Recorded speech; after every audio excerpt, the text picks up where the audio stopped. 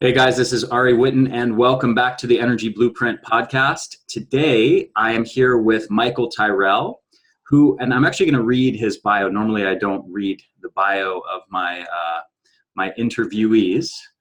I like to kind of summarize it, but in this case, you have such a beautiful, succinct bio that I think it's worth reading.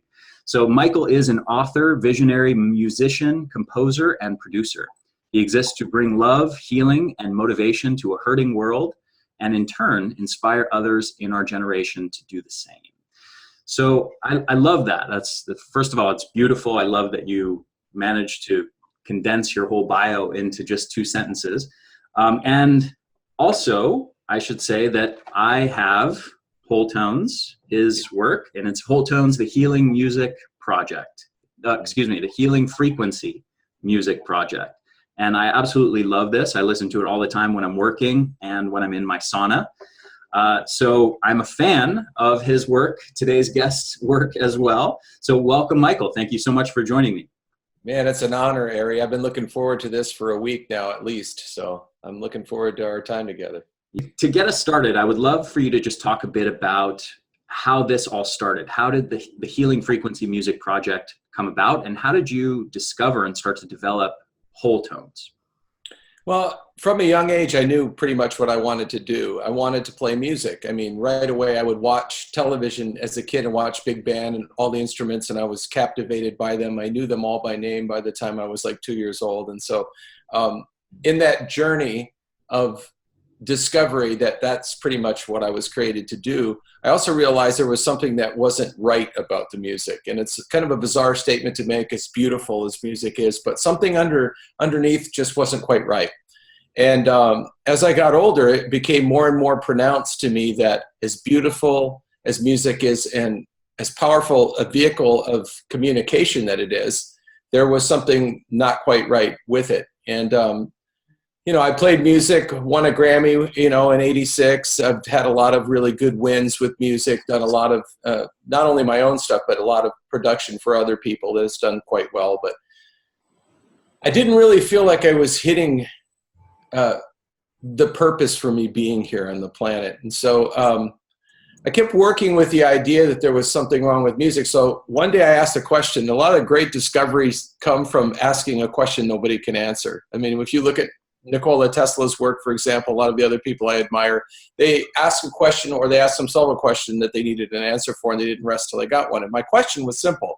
And it started in a music store, and I asked the guy behind the counter, why is the tuner that we use calibrated to 440 hertz? Meaning the note A is 440 hertz. He couldn't answer my question, and about the next 80 or 90 guys couldn't answer my question. And so I started realizing this is probably really important, but I got to get an answer for it.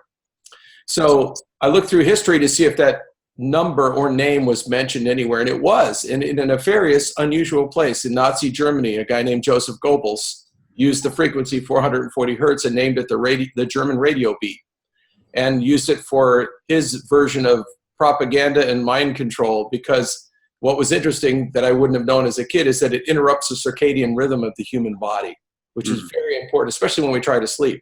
So if you can keep somebody, sleepless in Seattle and interject all kinds of information, then you can more or less program someone and dummy down.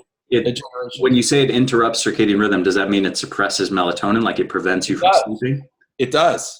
Interesting. Yeah. So in other words, if you notice some of the reports from not only some of the experiments we won't get into, but that particular frequency induces insomnia over time. Very interesting. And so that's when I knew that I was tapping onto something that was probably the reason why music bothered me. But what really did it, and to hopefully answer your question, it's a big one you asked me. I took a trip to Israel with a really good friend of mine, and I was going there basically to proofread some of his work and to basically just enjoy the land. And when I got to Ben Gurion Airport with my friend Don from Nashville, he said something that kind of blew me away. I said, so we're going to get a GPS, and then he goes, oh no, we're not going to get a GPS. We're just going to get in the car and, we'll go where we're supposed to go. That's how it works. And I'm just kind of like, all right, so here we are in Israel. I don't know where I am, but we're going to know where we are, and we're going to drive there. And I said, well, what are you feeling? And he said, well, head towards Jerusalem. So started driving towards Jerusalem. And when we got closer, he said, there's a coffee house on Ben Yehuda Street. We're supposed to go there. So I said, okay. So we went there, and he said, a friend of mine named Reuven Duran is going to meet us there. And I said, oh, so you told him that we're going to be there, and you set up he goes, oh, no, he doesn't even know we're in Israel. I said, well, does he live nearby? He goes, no, he lives 2 hours away in Tel Aviv. So I thought, this is crazy, but I loved it. It was kind of Huck Finn, you don't know what's coming around the bend on the Great Mississippi. And so we got to the coffee house, and as soon as we walked in, Ari, I just loved the music. And it was one guy, he was in the corner of the room, and he was just playing piano.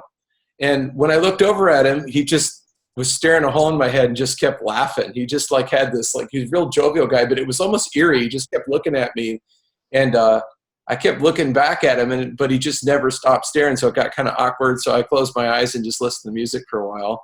And I recognized some of the songs. They were American songs. Some of them were worship songs. And he was playing this stuff in a Hasidic coffee house. And I'm like, why am I here? What's going on? And thinking about what Don said about some guy's going to meet us here from 2 hours away. And it was getting really surreal in a good way. And then the guy comes up to the table and he says, hey, I think you're a believer, aren't you? And I said, yeah. And he said, well, I knew that. And that's why I was smiling and staring at you, is that I knew that. And I was just looking at you and your friend, and there's so much light coming off of you. And he said, I had an experience this morning. I felt like God wanted me to give away all of my life's work. I said, oh, well, what's your life's work? And he said, I've decoded the Psalms of King David. And I have these manuscripts I've been working on, this music. And I said, what's your name? And he said, David. I started laughing. It's like, King David?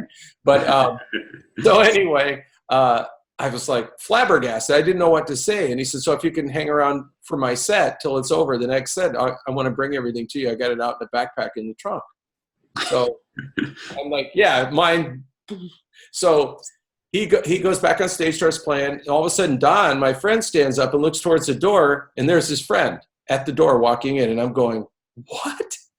And so this guy, Reuven, comes to the table, and Don said, so what happened this morning? He goes, I woke up, and he said, God told me to get to this coffee house. It was very important. So here's a guy that lives 2 hours away. Here's my friend, Don, that I went there to proofread his new book. And I'm sitting here staring at a guy named David that's playing music that's going to give me his life's work. So zoinks. So he comes back after his last set and brings his backpack in, hands me these manuscripts. One of them was typical, tablature like you'd see if you were playing guitar or whatever. Michael, I want to ask one question. So you're in Israel. It's a Hasidic Jew that's playing this music, and he was playing Christian worship music? No, he was playing, he was not Hasidic, but he was playing in a Hasidic coffee house. So he's getting away with murder. Okay. He's getting away with murder here. So he was like typical Israeli secular Jew, but in a Hasidic coffee house playing Christian worship. Right on. Yes, absolutely. Wow. And so that's how you recognize it. You are Christian, correct? Correct. Okay. And so it was all instrumental. So there was no lyrics. So he was getting away with it. It was almost comical, you know what I mean? It was like, oh my gosh, if there was words here, they'd be throwing stones at you right now. It's funny, there's some of the most famous Christian Christmas songs here in the United States, like I'm Dreaming of a White Christmas, and a lot of the most famous Christmas celebration times are actually written by Jews for some reason. I know. It's this bizarre thing, but like O Come Emmanuel, one of my favorite, by the way. Nice plug. I didn't tell you we have a Christmas album too. Oh, nice. So anyway, back to the story. So yes, you're 100% correct. There's a guy that just was playing all of these worship songs, and I recognized the melody, and I'm thinking, oh my gosh. And that's another reason probably why he was giggling, because he thought he probably knows what I'm doing right now. If these only had words. So when I looked at the music that he gave me, the first one was just tablature. So it was like predictable chords, and nothing new that we haven't seen in any music book here in America. But the second set of manuscripts was what I would call intervallic design, or like what we would call Solfeggio, or just there was intervals of lines. It was more like hieroglyphics, but intervals of lines. And so you would need to know what the tone was, and then you would teach your son that melody, and then it would kind of go on for generations and generations. So it was purely melodic, no polyphony, no chords, obviously. Just like first language when we're kids and we learn, Mary had a little lamb. You'll never forget that. I don't care how old you get. You heard that. You'll never forget it. You can probably hit the pitch pipe and nail it. That's how they taught solfeggio to the little kids. You know, the father would teach his son, then in turn he'd teach his children, much like David taught Solomon, and yada, yada, yada. So anyway, so I'm looking at the one and I'm thinking nothing too exciting about that, but this is very captivating. Thanked David, gave him a hug. Then we went to, you know, our respective Christian quarter and had dinner and whatever. And so fast forward, I got home and I played the tablature and I didn't feel anything. I didn't feel anything. I just like, oh, okay. And I looked at the intervallic design and I couldn't really figure it out yet. So I just put it in my file cabinet, went on with my life, and 2 years went by. And one day I woke up and I remember I was getting ready to go in the office and this thought came into my mind about the number 222. And, you know, I was just thinking, why is that stuck into my head? And then I remembered there was a little Bible sitting on my desk, and I walked over with it. If there's anything about David on page 222 in the Bible, I'm going to freak out. Now, of course, for your listeners, depending on what translation, what size print, I mean, all the page numbers would be different. But in this particular translation, a thin line NIV I turned to page 222, and it was a genealogy, and the last name on the page was David. And I went, you got to be kidding me. This is, wait a minute. It can't be that. And I just started weeping. I thought, oh my God, if I double 222, that's 444. That's 4 cents higher than, that's what I always believed about David, because David used stronger wood when he built his kinnor because he needed higher tensile strength because, oh my God, 4 cents, that would just about do it. So I thought, well, I'll try calibrating all my stuff to 444 and see what happens. Then after I tuned, I went back to the tablature and played it, and my hair was standing up, kind of like it is now. My hair was standing up, and I'm like, there's no way that 4 cents is the difference. But I thought it's still an A though.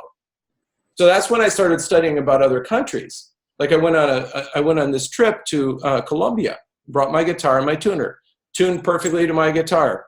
They tuned perfectly to their tuner. We were horribly out of tune with each other. Well, guess what? They don't calibrate to 440. In all the countries, with the exception of the United States and Canada, for a very good reason that I found out later on, that during wartime that this Joseph Goebbels guy thought it would be great if he could convince 15 nations to change their tuning in this unilateral, you know, what they would call standard tuning. But only 2 countries actually bought into it.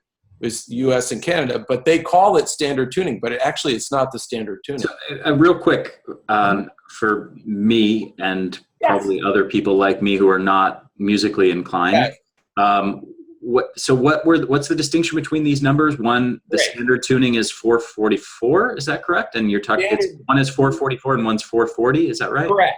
So in other words, if you go to the music store in the US today and you buy a tuner, it'll automatically be calibrated to 440, which real simple means how many times a vibrating body vibrates in 1 second, 440 times, okay?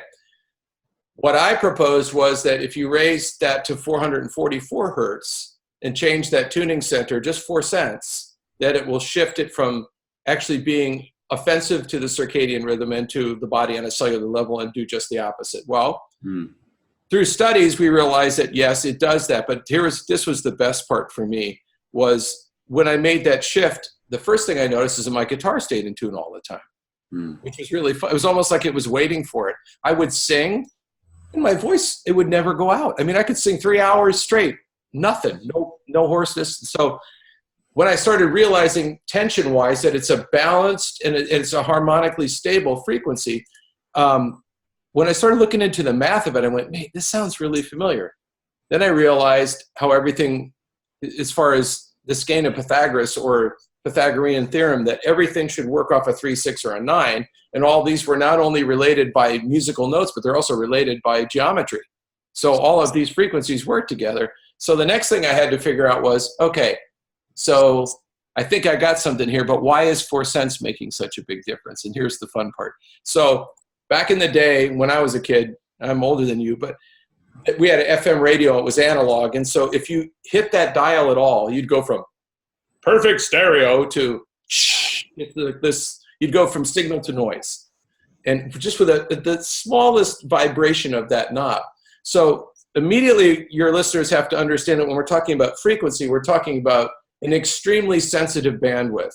So 0.1% would be noticeable in frequency. That's why if we use like Rife machines, laser probes, any type of healing modality that has to do with frequency, the adjustments are micro adjustments. I've got like thousands of them in the book that I'm working on now. But my point is, so 4 entire cents is a huge real estate. In the body, it could be the difference between the top of your head and the sole of your foot. I mean, it's like that broad. But you think 4 cents can't make that much difference. Well, it made all of the difference. And I found that as I started moving into the other 6 frequencies on the first project, that each one of them affected the body in a different way. Like, for example, you and I, we share a heart, but your heart atomically and my heart atomically probably weighs different, plus minus, a percentage of an ounce. I wanted to find frequencies that could affect everybody.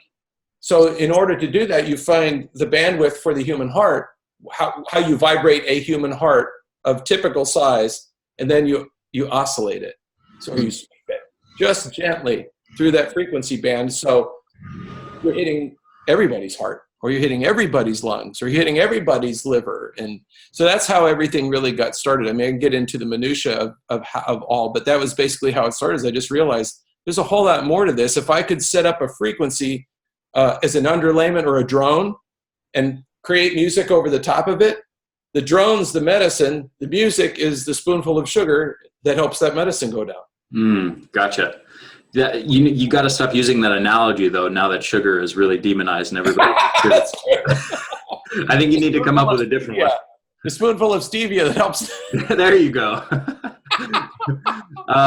So real quick, and I have a specific question, and then I kind of want to go broad for a second. So the specific question is, these other frequencies that you found, like, for example, I have my Wholetones CD set here. You have 396 and 417, 444, 528, and so on.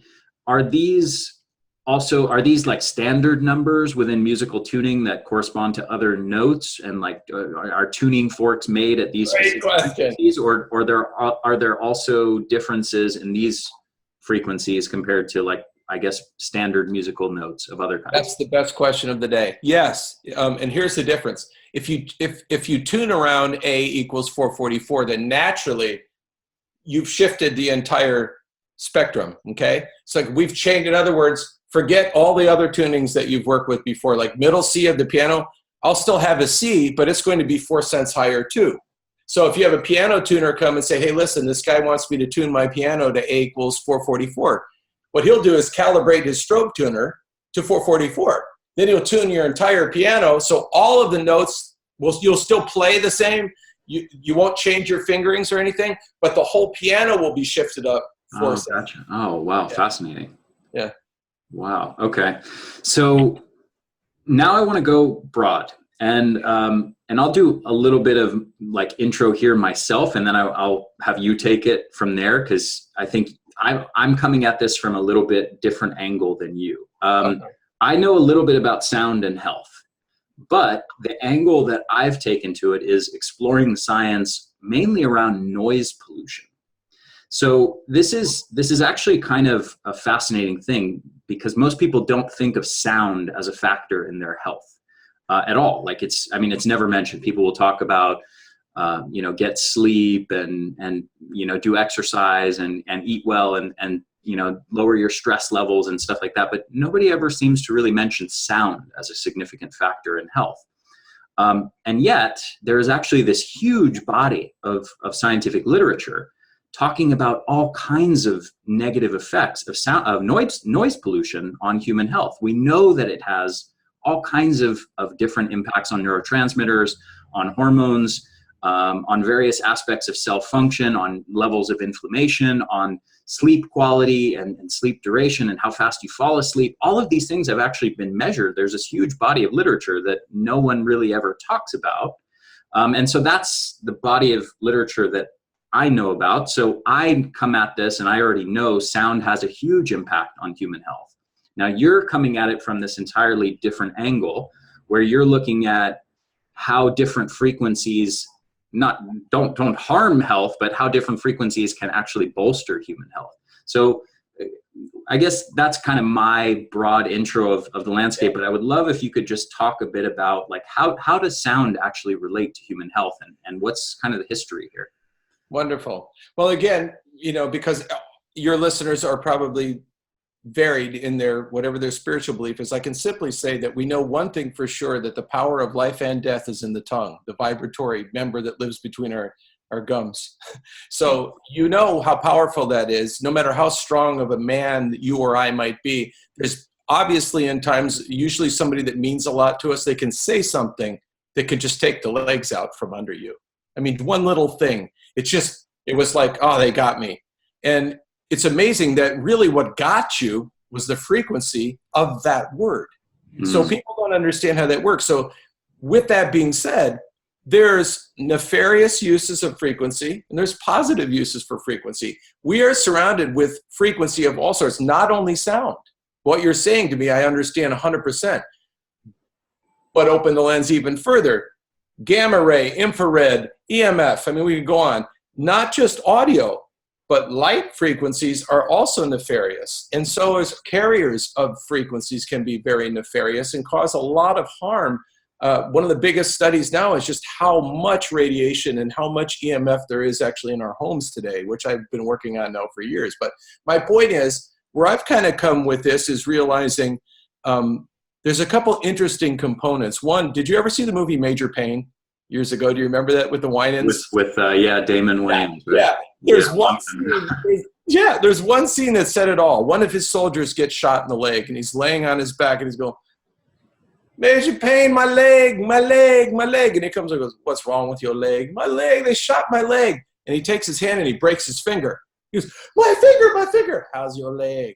The same thing happens with frequency. Like, it's just like anything else. The quickest way to purify polluted water is to keep pouring as much pure water into it as you can. Same thing with the law of displacement. With frequency, if I keep bathing something that has other frequencies in it, chances are I'm going to mask those frequencies and bring something balanced and good into that situation. I've watched it time and time again. My way of dealing with sound pollution is by introducing like frequencies that are,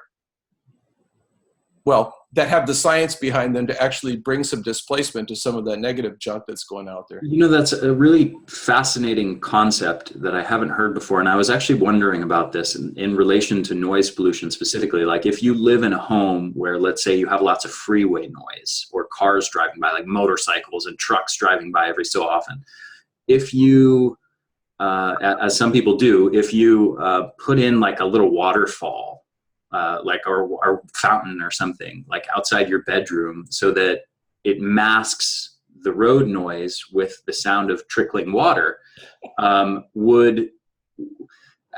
I actually don't know the answer to this. I was wondering, would that, even if that's the predominant thing that you're hearing, would that actually cancel out the road noise? Or are the frequency of the road noise are the frequencies of the road noise still there and affecting you negatively, and now you're just adding another frequency on top of it? Like, does it really cancel out, or are they additive? This is my favorite interview so far. I'm loving this because of where your headspace is at. Well, remember this. There's only one thing in nature that actually exhibits all of the sonic frequencies at the same time: Niagara Falls. Believe it or not. Really? So all the frequencies are in. If you take a parabolic microphone to the base of Niagara Falls and captured that, you've captured all of the frequencies there is in the audio realm. It's the only thing that does that. Wow. So with that being said, you said waterfall. I said, man, I love this guy. But the truth of it is, yes. I mean, the brain loves a pattern. Your brain latches on to patterns. So if you have just like the guys that have this, it's something I work with a lot, is occupationally derived tinnitus. Like a guy that works at jackhammer, or a guy that lands planes on the tarmac. You have what? These constant identical frequencies. The identical frequency of the jackhammer, the identical frequency of breaking through concrete, the identical frequency of plus minus 125 plus dBs of jet engine sound. Okay? And so you take those guys and they're losing their minds. They can't sleep anymore because they always hear all of these frequencies. So I started getting frustrated with that because I thought, Yeah, ginkgo biloba. It helps a little bit. There's ways to help with circulation. It helps a little bit. There's certain bioflavonoids that help a little bit. Okay, great. I'm all for that. But how can I get rid of this? And so while I was thinking about how I can get rid of this, I created Wholetones. Not thinking. So one of my really good friends, Robbie Bessner, he makes a great sauna called Therasage. And so I use it here at the house. It's infrared tent. And he met me through the 2 or 3 other people anyway. So he said, hey, I want to listen to your music. So I gave him my phone and he plugged in his little earbuds. And all of a sudden, the tears are running down his eyes. I'm thinking, got nothing there. And he said, it's gone. I said, what's gone? He goes, my tinnitus went away. I said, what were you listening to? He said, the second one. I said, 417, right? And well, 417 is very close to that ring in your ear. So this is a theory. I'm not diagnosing. I'm not claiming to heal anything. I am saying this, though. You mentioned feedback or a feedback loop on stage in a musical way. All it is it's a speaker that's too close to the proximity of a microphone capsule. And that starts this runaway sound that, and it just, as the amplitude grows, it gets stronger and stronger and stronger. In the same way, when we have tinnitus or when we have TMJ or stuff that works in here, it's usually occupational. And what happens is your auditory nerve, it kind of sets up like a feedback loop. And you can hear it all behind your ear, in your ear, all through here. You can adjust it here. What's interesting is when these people start listening to 417, the tinnitus goes away. So I believe in again, this is theoretical, but I believe that what we've done is exactly what you were thinking, is that I think if you introduce something long enough that's within that proximity, that it picks that one up and loses the other one. I don't believe that it's always like you're not just masking sometimes. Sometimes you're replacing. Wow. Yeah. And that's fascinating, and it resonates with my experience because. No pun intended. Sorry. Yes, I didn't even realize that. Nice way to pick up on that. Yeah, I mean, if I play some soothing music or even just white noise, like from a fan in the room that makes it so you don't hear the noise pollution, it does seem to cancel it out. Yeah. So yeah. Here's the cool thing too, is that some fans, I mean, you probably think I'm nuts, but if that's okay. I test fans, and I've actually found some manufacturers have fans that actually will produce some of the same hertz as my Wholetones stuff. Oh, that's fascinating. I've thought about that. Like, is the specific frequency of the fan actually a negative or positive frequency? It can't be. I've tested both. I've tested a couple of them, but some of them, one of them hit my high range, the 852, and I love this fan. It's like rusty, and I don't care. I'm never going to lose this. Oh, I was hoping it was like some new fan that I could purchase, because I'll find the company. It's still available. It's very inexpensive, and it's actually the type of fan you'd put on a desk or a small place, but it makes just the right amount of noise to sleep. But it perfectly, I mean, it nails my frequency analyzer 12 o'clock on 852. Oh, wow. Yeah. I'm gonna have to get one of those fans for my bed. Now, here's something you can do and your listeners can do that's really, there's an app that's a frequency analyzer that works really good. There's another one called Pano Tuner. They're free apps, and you can go to like Best Buys or somewhere where they have a bunch of fans and just test each one of them. Oh, wow. You'll know what the frequency of the fan is with your app, and then you just buy the one that actually is one of the healing frequencies. Okay, and okay, and I should use these frequencies as my guide for what frequencies. That's kind of like a fan hack for all your friends. That's like the easy way to find a decent fan for you, because the same thing can be true if a motor oscillates. I mean, look what we just found out the last 3 years with this green energy and those big giant, hydroelectronic fans that they've been putting around that are green energy. Yeah. They're emitting such bad frequencies that it's running wildlife off. It's changing the whole ecology of the area. People are having migraine headaches because it's emitting a very horrible frequency. Bad engineering. Wow. Well, they should start making ones with some good frequencies. Can you imagine? Maybe that actually generate energy and have some positive effects on human physiology. No, it actually could. I mean, if you're going to be eco-friendly, we have to be all eco-friendly. Mm-hmm. To ourselves as well, yeah. Right. Or bio-friendly. Yeah. So give me a little overview of what are some of the benefits to human physiology that have been discovered and been associated with different frequencies. How does sound actually affect us? What is it doing to us? Great question again. First off, there's a lot of research now. Thank goodness. A lot. When I started, there wasn't so much, and then of course there's never enough. But to substantiate such claims. But I will say that you can Google these frequencies and you will find a lot of people. But you can also go to my website if you'd like to, the Wholetones.com, for example, or you'll direct people at the end as well. And you can look through testimonials yourself and see, because they're very explicit and we don't generate them, they generate them. We get these sent to us and then get permission. We don't ask for testimonials. We get them pouring in all the time. The point being, there's certain things right away that's the 90 percentile, which is relaxation, peace, and stress dissipating. If you get rid of stress in your life, you're well on the road to recovery. Your body's pretty intuitive, and that if we could get it to the place where it could actually be in a state of homeostasis, then it would begin healing itself if we could ever get there. But so that's the first and foremost thing. Then it breaks into some pretty severe and awesome claims from many, many, many, many things. I just got one while we're talking. I'll pull it up. It just came in while we were yakking here a few minutes ago, and I'm still kind of in shock. I was a skeptic when my aunt suggested this. She had several sets and then sent us one. Well, I have an autistic child who is hell-bent for leather 24/7, so you can imagine that how sleep-deprived we are. My son now sleeps through the night, and I often find him now in his room quietly sitting in a corner, reading a book or playing quietly. Wow. It really works, Michael. Wholetones works. I'm a believer. The doctors have now lowered my stress level, and I'm sleeping better too. I really appreciate my Aunt Bonnie for turning me on to you and Wholetones. That just came in while we get hundreds, thousands of these daily from, so somebody goes, well, so are you saying Wholetones cures autism? No, I'm not saying that. I'm saying that it can definitely put you into a place where if you have an autistic child, life is going to get a lot better in that house because they stop stemming, they stop beating their heads against the wall, they stop a lot of that aggressive type behavior, and they get pieced out. And that in itself is worth the price of admission. But the rest of it is, I would say, instead of me broadcasting this and getting possible trouble for making claims, that they're better if they just go read them on the website. But I can tell you that not only do humans benefit from this, but some of the stuff I have been showing and will happily share with you this week if you want to post some is some in-depth studies with dogs and cats.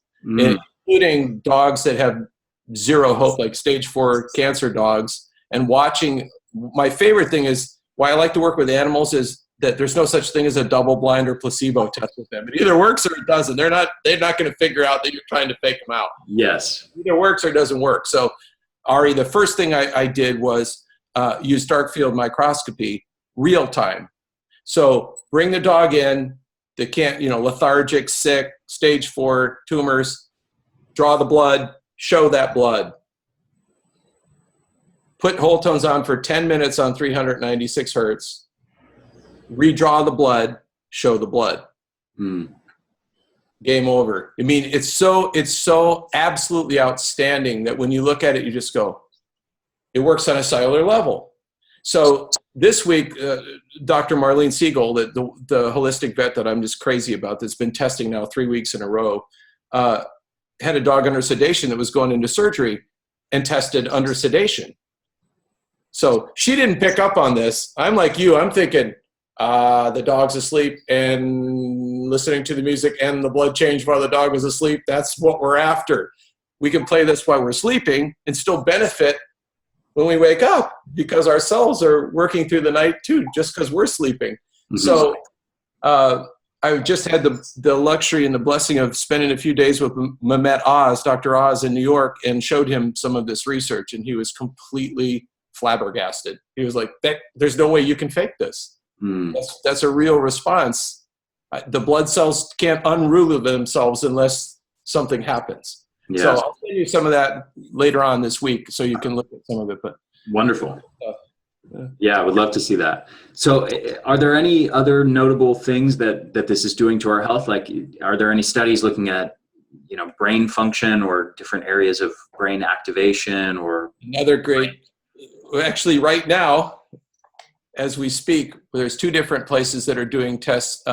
One is a 3D holographic study of the brain, like this is your brain on Wholetones, this is your brain without Wholetones, to see what parts of the hemispheres light up when which part of the music comes on. So I should have those results probably in the next 2 weeks or so.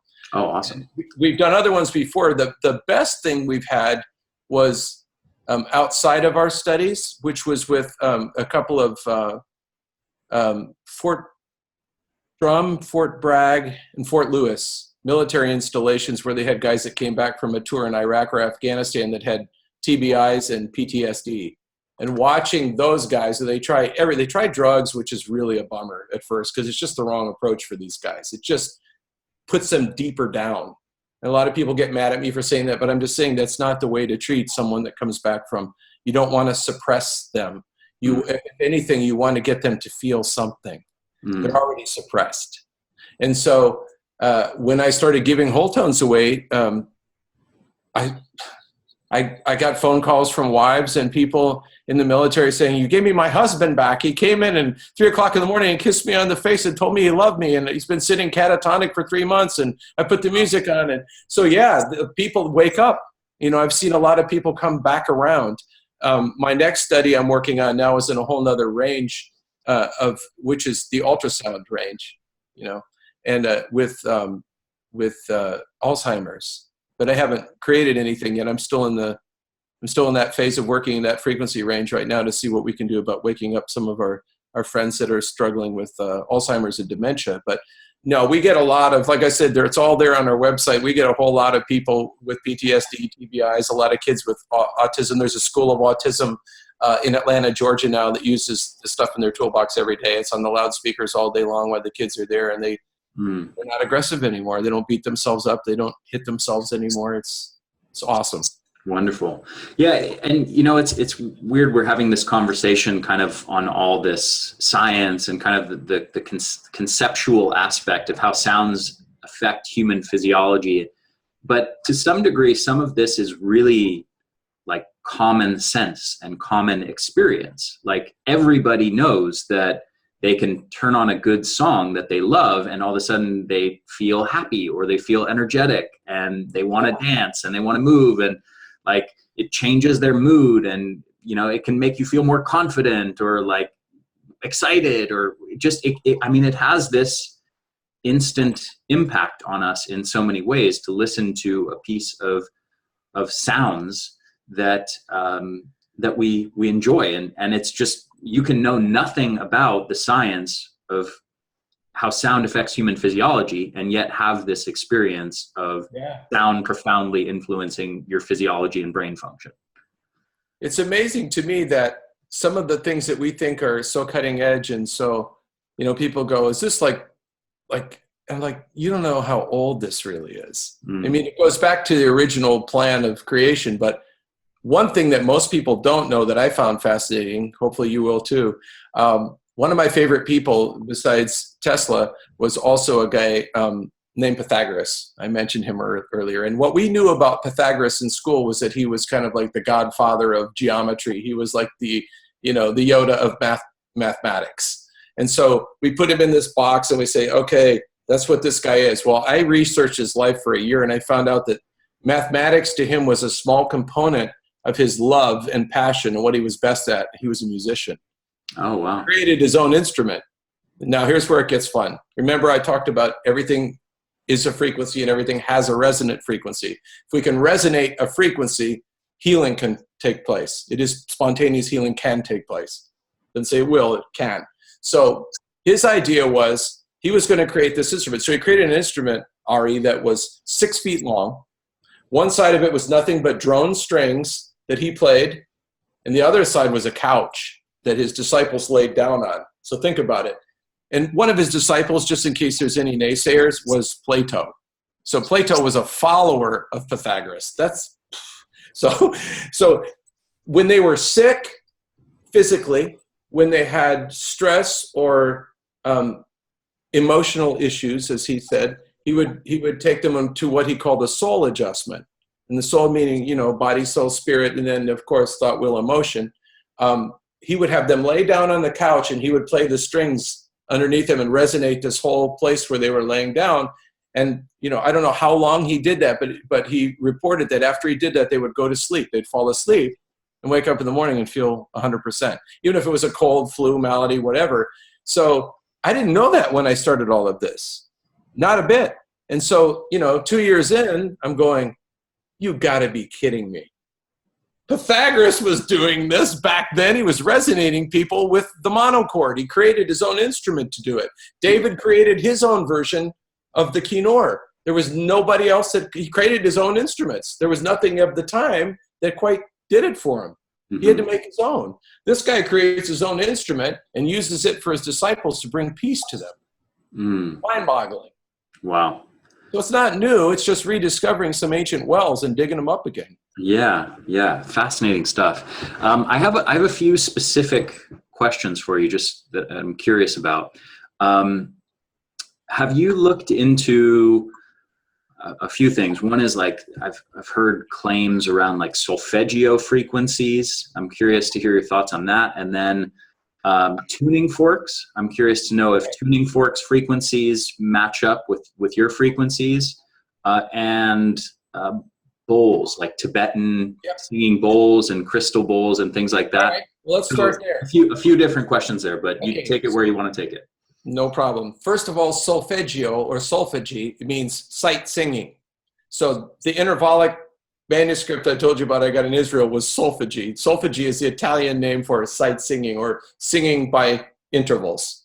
Okay, so this is a great question. I just want to make sure I answer all three components of it, so you might have to remind me of each one again. But the solfeggio tones, as we know them as, are exactly the same ones, with the exception of the Tuning Center 444 that you've probably seen published before. One of the differences is, and I don't mind telling your listeners because this is kind of a, you know, this is a live without a net. The problem I had with the solfeggi tones, to be quite frank with you, I loved Leonard Harwood's work, Anthony Puleo's work, but when I actually heard the references on YouTube of these, it was miserable. And miserable meaning, when I was little, the TV would go off at 1 o'clock in the morning and you get the test tone. No more shows. Sorry, kids, TV's over. And you would hear, boop, and like after 60 seconds, I'm turning the TV off. It was like the off button. Yeah. So I go on YouTube. I thought, wow, they got solfeggi tones in here. I want to go listen to that. And it's like 1 hour and 6 seconds. I get about 3 seconds because they used a frequency tone generator, you know, a synthetic generator to create a sine wave sound. Same thing as that. It doesn't even matter if it's good. It'll drive you mad. Nobody can listen to that. So I have this huge problem, Ari. I want to bring healing frequencies to the world. Got a problem. The problem is that that's not going to work. Nobody's going to sit here long enough to listen to that to do them any good at all. So I had to recreate those frequencies in a way that not only were beautiful but addictive. And they really are. And I used crystal. I used crystal, lead crystal, and I incrementally filled each one with water with a dropper until when I got the rim to start singing, when that bowl started singing, then I would sample that when it hit 12 o'clock, each one of them. And then I used a real string quartet from the Nashville Symphony, real wood, real strings, real bows, real hands, not synthetic junk, and put that on the other side and put those together. And that's how I get my tones. Secondly, your next question about the Tibetan bowls, you know, I got to tell you that out of the last 15 times that I've run into people that have bowls, most of them are synced up to my frequencies. I was shocked. Like I was just with a guy at this, I think it was called the Appleseed Convention. It was a health and wellness thing down here in West Palm. And I went there and a guy had these bowls and I said, do you know what frequency that is? He goes, I don't have any idea. So, well, let me tell you.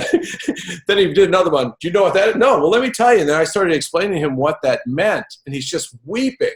And I said, you just knew this felt good, but you didn't know why it felt good. Now you can tell your people what they're getting through that. Then you talk about tuning forks. Tuning forks are really interesting. And I'll tell you why. Tuning forks have one component that I really like about them, which is you can use them as far as a sacral type of attachment, meaning that they resonate and you touch to your cranium and you can feel it, very neat. Here's the thing though, tuning forks come in all kinds of frequencies. They have them in 440, they have them in 441, 444. They have the Solfeggio. There's a couple really great companies that are making my frequencies with tuning forks as well. Here's the downside of the tuning fork. It's like all of us, when we come to the point and we realize that as healers, all we're offering is another piece of the toolbox. I never tell anyone, even though it says Wholetones and people are having, I never sit there and am arrogant and go, well, if you have this, then that's all you need. I don't know what everyone needs. Everybody's like a snowflake. We're all different. I'm honored that people. So my mom was right, is what you're saying. When she told me that I was a special snowflake. She was right. She was very right. Okay. There's not another one like you. And that's what makes it so beautiful. I've been waiting for somebody besides my mom to tell me that my whole life. But you know what's amazing about it, though, is that when we find each other, we realize how true that is. When we get in touch with each other, we realize, Ari is running. You're running in a lane I can't run in, but man, do I ever think that's important. So I stay in mine, you stay in yours. Mm-hmm. All of us line up together. I'm finding crazy, amazing people out there doing amazing things. I don't want to do what they do. I can't do what they do, but they can't do what I do. But if we all keep doing this, the world's going to change. Yes. So the tuning fork thing, it's cool. It's cool because, like I said, I can do that. I can do that with my music player too. But here's my problem with the tuning fork. First of all, you can injure them, meaning you can transport them, drop them, and they will change frequency just a little bit. You can have them rehoned. They work great. The downside for me is how long you can sense ding. Do you want to do that I just rather run that thing. Yeah. I found that so far, at least with dogs and cats, I can't say for people, but I have found that 10 minutes is all it takes to massively change the blood on a cellular level in a dog or a cat. 10 minutes of Wholetones. So they all work. They all have their little things that they do very well. I love all of them. Acupuncture, if someone knows what they're doing, can really help you. Again, we're all just pieces of a toolbox. However, I like the ability of having each one of these pieces is 22 minutes and 22 seconds, and all of the sleep project is about 30 minutes. And so massage therapists absolutely eat it up because they can play one frequency over somebody for 30 minutes, and then if they want an hour massage, they just hit the button and they got another 30 minutes. So they're incrementally longer than, a tuning fork can probably go maybe 60 seconds max if it's a big tuning fork, and then it's done, and then you got to strike it again. You have that uninterrupted drone frequency for half an hour. Fascinating. So you kind of alluded to something a couple minutes ago that I want to come back to briefly, and forgive my lack of vocabulary to explain this in the right way, but something to the effect of the quality of the sound waves are different when you're talking about something like synthetically generated. Yes, or like acoustic. Like if somebody's sitting next to you with a guitar, for example, the frequencies are different in some way than if you have just like a speaker of synthetically generated guitar music. Is that accurate to say? I think even more, it's better if you have, let me clarify, because this is a very interesting, and it's kind of a psychoacoustic explanation of something, but we're talking about vibratory bodies, and then we're talking about what the ear can actually really hear between the 20,000 hertz and 20,000 kHz, which is our small real estate of hearing, as opposed to dogs, dolphins, elephants, down. This is really interesting because analog versus digital, for example, big topic. Like what we find, look what's happening with iTunes. In September 2019, that's the end of them selling MP3s. Now they're going to straight streaming. We went from 12-inch vinyl, right, to 8-track tape and cassettes. Well, actually, not true. 12-inch reel-to-reel, 8-track cassette, ferric oxide, CRO2, and then onto compact disc, which for me, I got to just say, as an audiophile, I know how to do things with compact. Compact disc to me was the best of all worlds because it's still like the problem was storage. Everybody's all storage crazy. They didn't want to have a place for records. I would have vinyl now because and I will be putting Wholetones on vinyl for all the people that are freaking out and asking me about it. Yes, because finally the United States got smart and opened up some record pressing plants this year again, instead of buying everything from Germany where we sent all of our machines. So the new turntables have laser beam needles, no degradation of the disc whatsoever, reads them 100% accurate, no degradation. So there's no scratching records anymore. So I will go back to that because I like that. But with that being said, even after CD is still a good quality. But when you start breaking down to truncating MP3s and then truncating MP3 to live streaming, you've taken something really big and you've made it really small. We're still finding great response from people that are doing the digital downloads and all that. But what I was mentioning to you that's a bigger problem for me is the difference between taking a frequency from a crystal glass as opposed to a machine that's a computer that just makes a sine wave noise. Like they used to call them test tone operators, people that would like create those frequencies and they would check audio equipment with it. It's not, your ear doesn't like that kind of approach. So I had to find a way to organically create that frequency to where you would actually like it and it wouldn't be. So really the biggest problem for me is organic versus artificial or synthetic.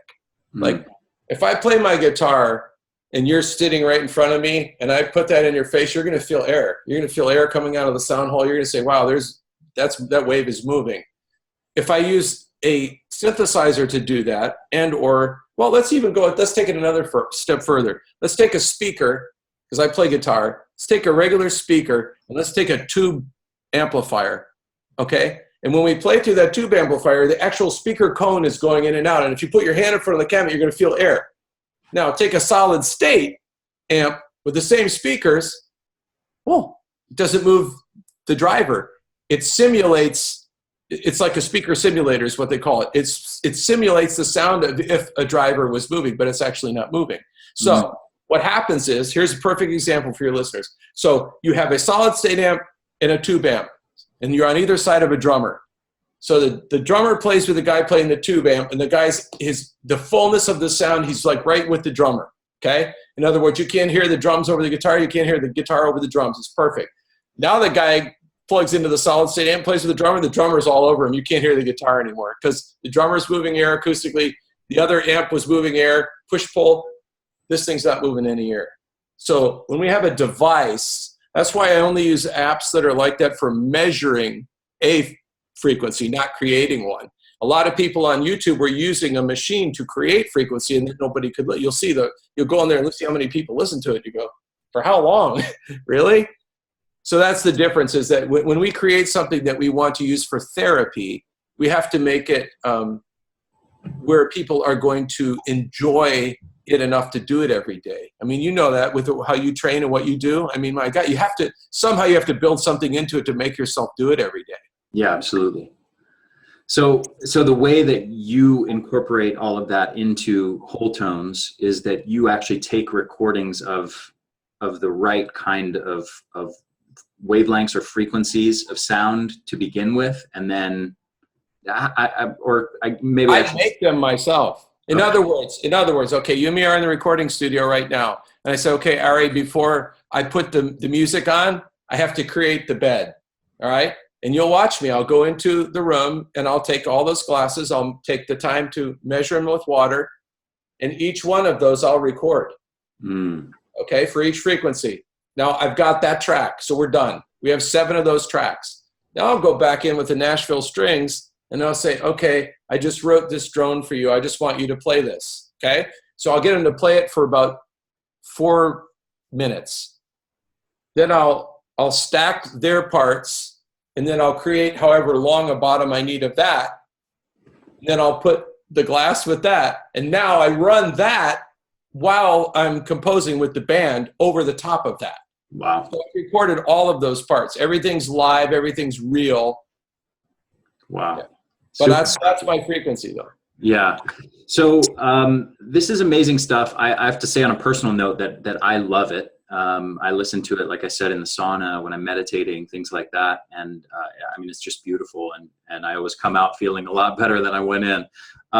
But can you talk a bit about some of the specific frequencies and what they do? And there's descriptions here on the CDs that are, each frequency is kind of associated with particular things. And you don't have to give a detailed analysis of all of this, but I'm curious if you can just kind of give people an idea of what kinds of effects are associated with some of these different frequencies.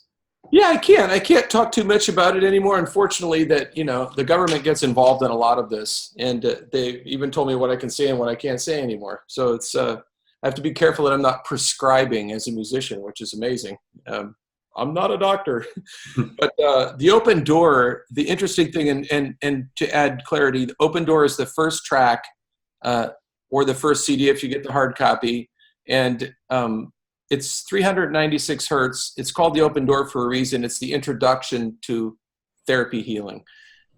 Why does there have to be an opening frequency? Well, like I mentioned earlier, it doesn't matter what modality you use. If you use like a laser probe, or if you're using a Rife machine, or whatever, however you're introducing frequency to the body, there's always an opening frequency. And there's a reason.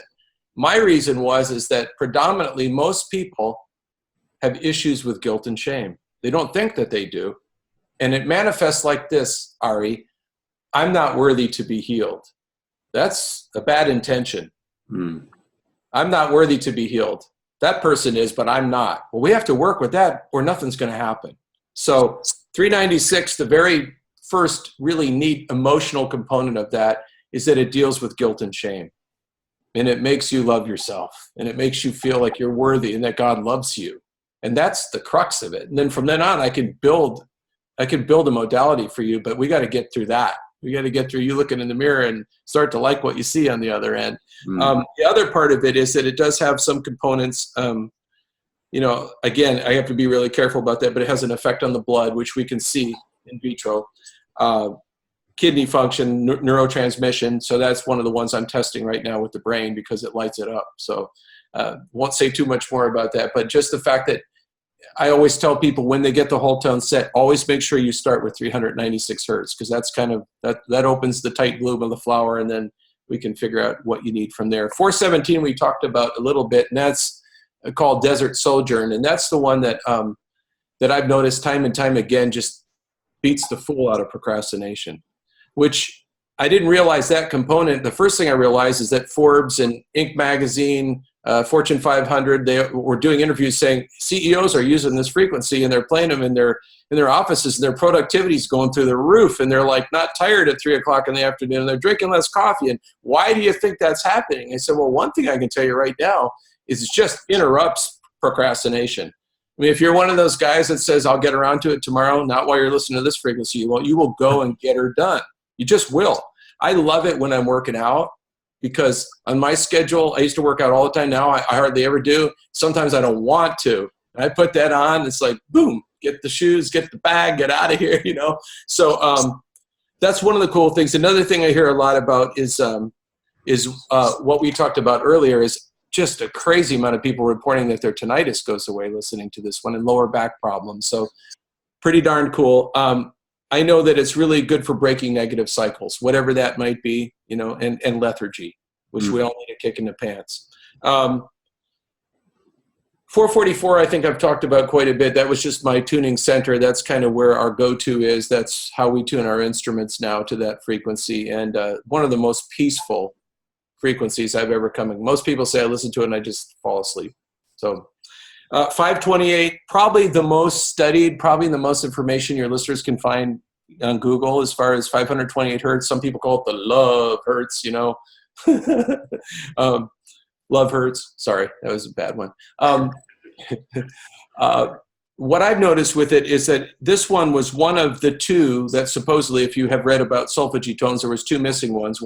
And there's a lot. You can read my book. My book goes into great depth about it. You've already read it. Of two that were during Pope Gregory the Great's rule in the Catholic Church. He removed two tones that were integral to most of the solfeggio, and one of them was 520, and it was also called Miragistorum, or the miracle frequency, because it actually has a connection to your DNA chain. And now they're doing research to find out that it in many cases has repaired broken DNA, which I found fascinating. And the second part is they're doing research now to find out if it can extend telomere length, which is life extension, which we all want. Fascinating. There's also, you can Google how it works as far as on substance, like water. Like one of the big oil spills a few years back in the Gulf, just unbelievable amounts of oil, sediment, particulate matter, totally polluting the seawater, animals covered with the junk. There's some brainiac Canadian guy that got out there with a boat and enough amplitude and that 528 frequency, and he cleared, I think it was 1.2 cubic miles of water, to the point where it was like 96% pure of all oil just by sound. Wow. So there's so much here. That one is a biggie for me, 528, just because the name is transformation. The color is green, like the first sprig of grass that comes through the melting snow of all my poor friends up north in Minneapolis that had the longest winter ever. That color is just transformational in that it's when a season changes and life comes in. The bridge, crazy cool, 639 hertz. This one, the behavioral component for this one is the most flabbergasting, freaky thing. Like, let's say you have two kids that are fighting over a toy in your living room, okay? Your 3-year-old and your 5-year-old, whatever, and they're like, that's mine, that's mine. You put this on, they stop talking, then all of a sudden the one kid hands the other kid the toy. It's just like, it's crazy. I've seen it like, it's kind of a secret, if I ever was feeling me and my wife are going to have a fight, I just throw that one on and it stops it before it goes tornado. It's like one of those little things that you find out. And the behavioral component, Ari, is just, it stops chaos in its tracks. I don't know how, it just does. Mm-hmm. So we use this one a lot, again, with kids with autism. They let this one play quite a bit at the Atlanta School of Autism because it's behavioral, meaning not only does it help them relax, but it helps them interact with each other in a more friendly capacity. Then there's 741. It gets to the point where past 741, I'll talk about a different component, but 741 for me was absolutely mind-boggling in that I'm ordained, so I have the capacity to marry and bury people still. And I was asked to do this wedding in Texas, in Houston. And that morning I woke up and I'm all excited. We were in this beautiful, the Zaza Hotel, this gorgeous place, and really close from one of my best friends. It was his daughter, and I couldn't wait to do the service. And anyway, I woke up in the morning. There's a difference between having a stomach ache and food poisoning. When you got food poisoning because you got the shakes and all the other junk that goes along with it. It's like, you got to be kidding me. And it's like 9:30 and I got to go at 12, man. It's time, it's game time. So I don't know what to do. And my wife looks at me and she goes, just put 741 on. She puts the frequency on in the room. I'm not kidding you. 20 minutes later, stomach ache gone. I'm good. Did the service, never had another issue with it. Big deal with this one, fungal, bacterial, and viral infection. Holy smokes. When you get that nasty cold and all the green gook and whatever, start playing this overtime. And it definitely will cut down on the transit time of getting rid of that type of junk. And finally, 852, I mentioned that earlier. I have that fan of mine that is spot on, 852. 852, I don't even know how to attach any physiological component or emotional. I know that to me it's purely spiritual. This is the one that I listen to and it makes me feel the difference between God and me and love the difference and love the feeling of there being someone who's in control and a place I can go and a lighthouse in the storm and something that, as much as I love people and as much as you and I would be great friends if we lived closer, we can be great friends and live away, but if I live closer, we'd probably hang. To know that there's someone that loves everyone and has the capacity to do something about it, just does something, it grounds me. And so for 852, whenever I play that, and whenever we've run some of these on the air, the response, like sometimes one of my friends out in California runs the response of people. When we hit that frequency and play it live on the radio, it's like out of control. Like the responses from people, everything just lights up on the corner. Oh my God, my whole body's tingling. What's happening to me? I feel like God's in the room. I'm just like, that's my explanation too. That's all I got for you on that one. So that's kind of a rough overview of the 7. Beautiful. Well, this has been absolutely fascinating stuff, and like I said, I'm personally a fan of this, and I use this all the time.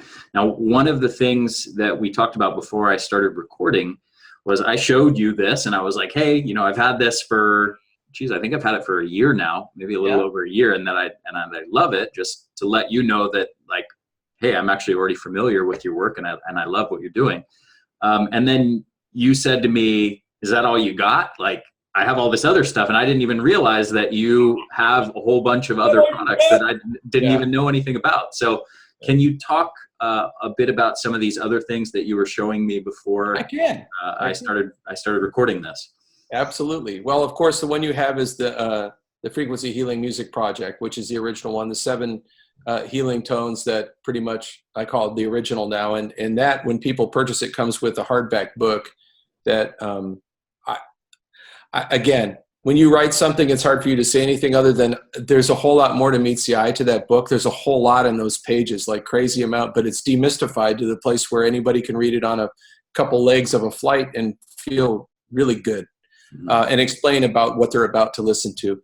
And then, of course, we have the one I mentioned earlier, which is called Chroma, which is when you add the light component I spoke of. So when I said the frequency transformation 528, that color of that, if we were to go continue up the chain of frequency until we get to the light component of that frequency, the matching frequency of that would be the color of green grass. Is the closest color. And so to be able to see what you're listening to, there's something there. There's something about, and God said, let there be light, and it was good. He said something, and then the light appeared. It's really special to be sitting in your living room and looking at a screen, and you've got like this unbelievable light strong enough that people use this chroma as a grow light. If you've ever heard of Jordan Rubin, you know Jordan, some of his work, and he had Garden of Life and Get Real Nutrition. We've been friends for forever, but he actually got the first 3 prototypes of this and was so floored that he put plasma screens in his indoor growing lab in California at that time. It was growing mycobacterium and herbs. And he sent me pictures of just like a week after putting these tones on 24. The Ganoderma mushrooms were like behemoth, like 4 times bigger. He actually wrote all about it, published it. I think he said a 60% more bioavailability just by using the full spectrum light of chroma and the music at the same time. So my wife grows orchids, and I can just tell you her orchids pop all the time because I leave that stuff on all of the time. So that's one that I really like. We also have 2 music players, meaning that everything you want in a box, in a very small box, about the size of just a little bit bigger than an iPhone box, comes with your charger, everything you need. It's actually a small music player. It fits in your hand, and it has an amplifier, a speaker, low EMF output, very low, almost imperceivable, and all of the music that's on there. We have a Wholetones to sleep and a Wholetones to go. One of them is the first 7. This one is like sonic volume in a box. And hopefully by the time that your listeners get to see this, we'll have more, but right now we're completely sold out. So obviously, when you have 60 million people in America that can't sleep, it's definitely the right thing for this time. And then I also have the sleep music on CD as well, 3 hours of that music, each one. What did you call it? Sonic Valium. That's a great tagline. If you could get away with it for the FDA and I know FTC, that would be great to actually put on the box itself. Sonic Valium in a box. Wouldn't that be great? But they'd tear me it. They wouldn't be able to deal with that one. But I did tell you that one that Marty came up with I loved is that the one song on this sleep album, it's called Angels All Around. He said that's the only song I've never heard the end of in my life because he cannot stay awake. It's impossible. He's tried. It's 30 minutes long. He gets about 5-minute mark and he's out. Yeah. Well, if that's not a great testimonial, I don't know what is. Well, this has been absolutely fascinating, Michael. Thank you so much for coming on. It's been an absolute pleasure. And I know that you guys are going to give me a special link that I'm going to put on the page for this podcast. The page on my website is going to be theenergyblueprint.com/sound healing. And it's going to be sound-healing. So like 2 words broken up by a dash. And then we'll have a link on there where people can get a 10% discount on any of these products. And I'm super excited. I'm actually going to personally go out and buy these other ones that you mentioned, the sleep one and the chroma, the color one as well, to add to my collection. So thank you for letting me know about all these things that I didn't even know about. Well, the Wholetones to go, what's funny is that a company that makes infrared saunas wants to put those in all their saunas in the same way. That's what I use. I just take the little can and put it in the pocket that's it. And I listen to that in there, but it's fun. And if you have the ability, obviously, to use the discs with a disc player in your sauna, that's like primo, but I just take the Wholetones to go and get in the sauna. And nice. And that little speaker is a high quality speaker. You'll get some good. Yeah, you can fill up a pretty good sized room with that. And I'm also working on a new one now, but I can't tell you anything about it yet. It's still in development. Otherwise, you'd have to kill me. Yeah, and I don't want to do that. I like it too much.